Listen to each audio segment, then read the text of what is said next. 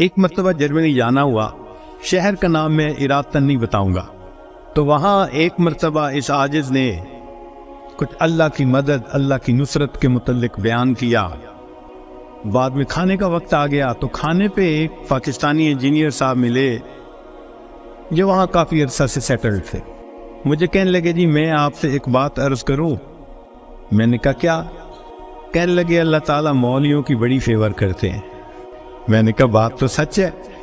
اب چونکہ کھانا کھا رہے تھے پھر وہ کھانا کھانے لگے، پھر کچھ دیر کے بعد کہنے لگے جی اللہ تعالیٰ مولویوں کی بڑی فیور کرتے ہیں۔ اب میں نے دیکھو ظاہر میں کہ وہ تو بے شک نہ داڑھی تھی نہ کچھ تھا، ایک عام جیسے انجینئر کی زندگی ہوتی ہے، ایک خوبصورت نوجوان تھا عام زندگی گزارنے والا۔ جب کھانا ختم ہونے لگا نا تو پھر ذرا میرے وہ قریب ہو کے بیٹھ گیا، پھر کہتا ہے جی اللہ تعالیٰ مولویوں کی بڑی فیور کر۔ اب مجھے سمجھ لگی کہ یہ کچھ کہنا چاہتا ہے لیکن ذرا اس کو وقت چاہیے، علیحدگی چاہیے۔ تو وہ ہم لوگ الگ کرسیوں پہ جا کے بیٹھ گئے۔ میں نے اس سے پوچھا آپ کیا کہنا چاہتے ہیں جو بےتاب ہے اتنی دیر سے؟ کہتے ہیں جی اپنا واقعہ سنائے۔ کہنے لگا جی میں نے لاہور سے انجینئرنگ کی، پھر یہاں ایک کمپنی میں میری نوکری لگی، بہترین نوکری، زبردست تنخواہ، اور میں انٹیلیجنٹ بھی بڑا۔ میں پچھلے اتنے سالوں سے اس کمپنی میں نوکری کر رہا۔ ہمارے دفتر میں یہاں کے ماحول کے مطابق مرد بھی انجینئر ہیں، لڑکیاں بھی انجینئر ہیں۔ تو ایک لڑکی انجینئر جرمنی کی، وہ ہماری کولیگ تھی، اتنی خوبصورت تھی کہ دیکھ کے بندہ سوچتا تھا کہ اللہ نے ایسی بھی مخلوق پیدا کی ہے، اور اس کے ساتھ ساتھ اتنی ذہین اور اتنے اچھے اخلاق والی کہ دفتر کے جتنے جوان لڑکے تھے ہر ایک وش کرتا تھا کہ میرے ساتھ اس کا تعلق جڑ جائے۔ جرمن بھی اسی کوشش میں لگے ہوئے تھے، دوسرے بھی کسی کوشش میں، مگر اس کی زندگی بڑی کلین نظر آتی تھی۔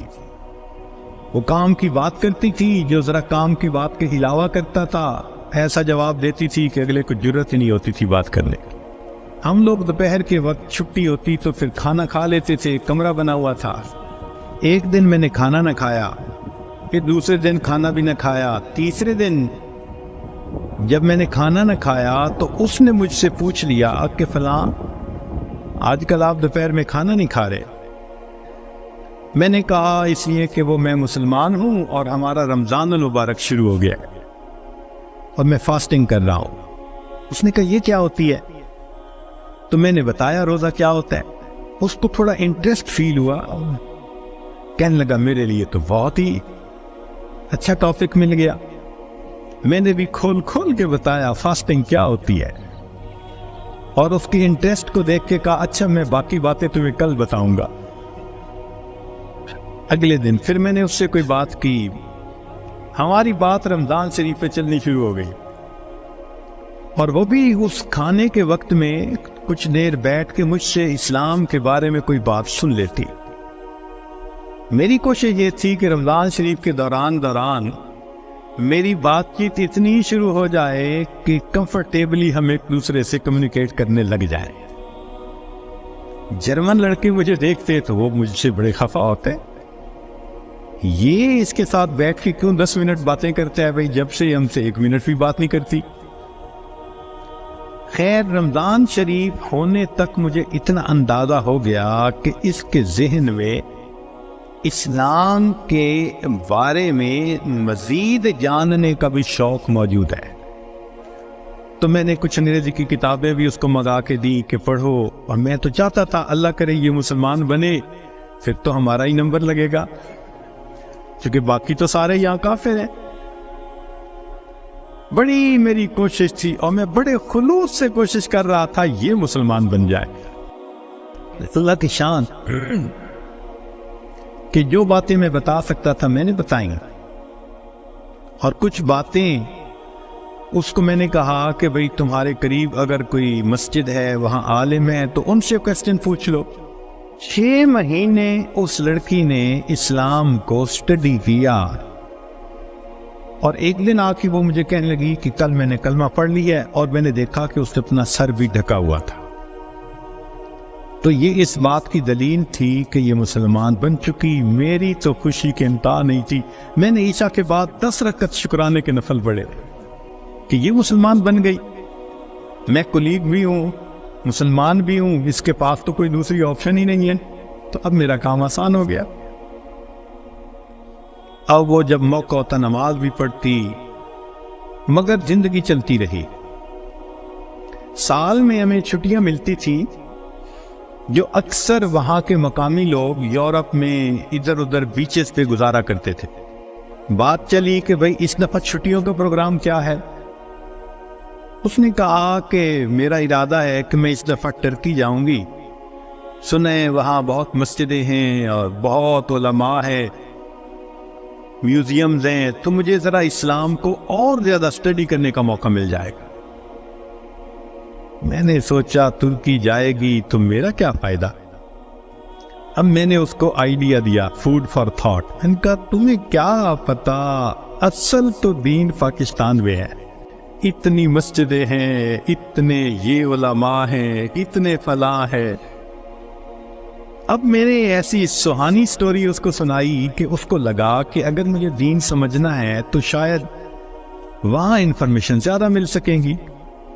اور ادھر میں نے اپنی امی کو فون بھی کر دیا، امی میں کوشش کر رہا ہوں کہ یہاں سے ایک لڑکی آ جائے پاکستان، بس اس کو پھر آپ شادی کے لیے تیار کرنا، یہ آپ کا کام ہوگا۔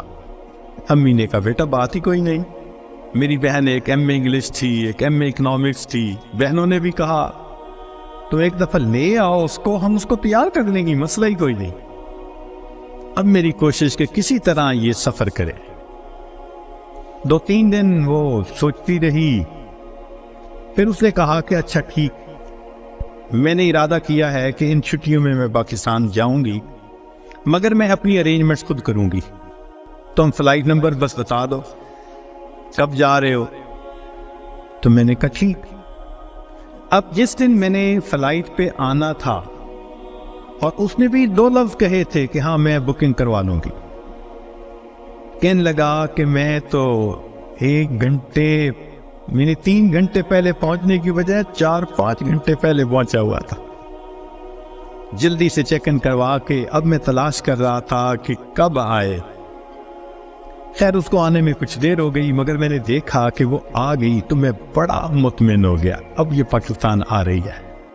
خیر جب پاکستان اترے تو میرے گھر والے رشتہ دار سب مجھے ریسیو کرنے آئے ہوئے تھے، تو گھر کی عورتیں اس کو بھی ملی۔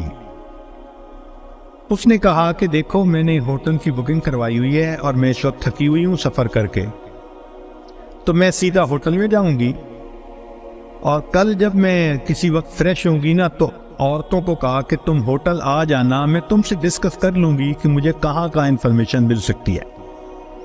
میری بہنیں اس کو دیکھ کے تو حیران ہو گئی، اور انہوں نے شادی کی ڈیٹ اور پلاننگ وہ بھی شروع کر دی۔ اگلے دن میری امی گئی اور اس کو کہا کہ بھائی آپ ہوٹل میں کیوں رہتی ہو، ہمارے گھر میں آؤ۔ اس نے کہا میں ذرا یہاں کمفرٹیبل ہوں۔ امی نے کہا چلو کھانا کھانے ہی آ جاؤ۔ اس نے کہا ٹھیک، تو وہ ایک وقت کھانے کے لیے گھر امی کے ساتھ آ گئی۔ ہمارا گھر ڈیفینس کے اندر اتنا بڑا بہترین محل نما گھر تھا، اور بزنس تھا ہمارا کار ڈیلرشپ تھی۔ اب جو کار ڈیلر ہو وہ تو کروڑوں پتی ہوتا ہے۔ چھوٹا بھائی میرا مجھ سے بھی زیادہ خوبصورت نوجوان۔ خیر میری بہنوں نے بڑی کوشش کی کہ بھائی کسی طرح وہ ہاں کر دے کہ میرے ساتھ اس کی شادی سے وہ راضی ہے، مگر وہ خاموش جاتی، وہ ہاں نہیں کرتی تھی۔ پریشانی ہونے لگ گئی، دن گزر رہے اور ہاں نہیں کر رہی ہے۔ تو کہنے لگے کہ ایک دن جو ہے امی نے کہا کہ بیٹا اگر تم سے وہ راضی نہیں تو تمہارا چھوٹا بھائی بھی تو ہے، ہم اس کی آپشن دے دیتے ہیں۔ میں نے کہا ٹھیک ہے کوئی بات نہیں۔ امی نے چھوٹے بھائی کی آپشن دے دی، وہ سن کے پھر چپ ہو گئی۔ حتیٰ کہ آدھے سے زیادہ دن گزر گئے، فرض کرو 20 دنوں سے رہنا تھا تو 10-12 دن گزر گئے۔ اب امی کو ذرا فکر ہونے لگ گئی کہ یہ نہیں مانے گی، ہم پریشان بھی تھے۔ اللہ کی شان، ایک دن وہ امی کے ساتھ بیٹھی بات چیت کر رہی تھی، کچھ کہنے لگا میرے ایک چچا ہیں، تبلیغی بندے ہیں، سارا دن مسجد میں پڑے رہتے ہیں اور کام ہی کوئی نہیں ہے ان کو۔ ان کا ایک بیٹا ہے اور اس بیٹے کو انہوں نے جامعہ اشرفیہ سے مولوی بنا دیا۔ وہ چونکہ میرے امی کے قریبی رشتہ دار ہیں، تو وہ نوجوان ہمارے گھر آیا امی کو کوئی چیز دینے کے لیے۔ تو اس لڑکی کی ذرا دور سے نظر پڑ گئی کہ ایک بندہ ہے، داڑھی والا بھی ہے، ٹوپی بھی ہے اور وضاقتہ بھی دینی ہے۔ اس نے میری امی سے پوچھ لیا یہ کون ہے؟ اس نے کہا یہ میرے دیور کا بیٹا ہے، عالم ہے۔ اس نے کہا اچھا، میں نے جو کچھ مسئلے پوچھنے تھے وہ میں اس سے پوچھ سکتی ہوں؟ امی نے کہا ہاں۔ کہنے لگا امی نے وہ مولوی صاحب کو بلا لیا اور وہ مولوی صاحب آ کے یوں نگاہیں نیچی کر کے کھڑے ہو گئے۔ یہ اس نے ایک دو باتیں پوچھی، اس نے آگے سے جواب دیا اور جیسے روٹھا ہوا بندہ ہوتا ہے وہ مولوی صاحب چلے گئے۔ اس نے جاتے ہوئے اسے پوچھ لیا کہ بھئی اگر کوئی اور بات پوچھنی ہو تو آپ کا ٹیلی فون نمبر، اس نے ٹیلی فون نمبر دے دیا۔ ایک دو دن ٹیلی فون پہ یہ اس سے بات کرتی رہی۔ کہنے لگی کہ چوتھے دن ہمیں پتہ چلا کہ لڑکی نے اس سے خود بات کی، کیا تم مجھ سے نکاح کرنا چاہتے ہو؟ کہنے لگے مولوی صاحب نے جواب دیا میں ابو سے پوچھوں گا، ابو سے پوچھوں گا۔ اس نے ابو سے پوچھا، ابو نے کہا کہ بیٹا ساری دنیا مسلم مومن کے لیے اس کا ملک ہے، اگر تمہارا رزق اللہ نے وہاں لکھا ہے تم دین کی نیت سے جاؤ، اللہ کے دین کا کام کرو وہاں۔ کہنے لگا لڑکے نے ہاں کر دی۔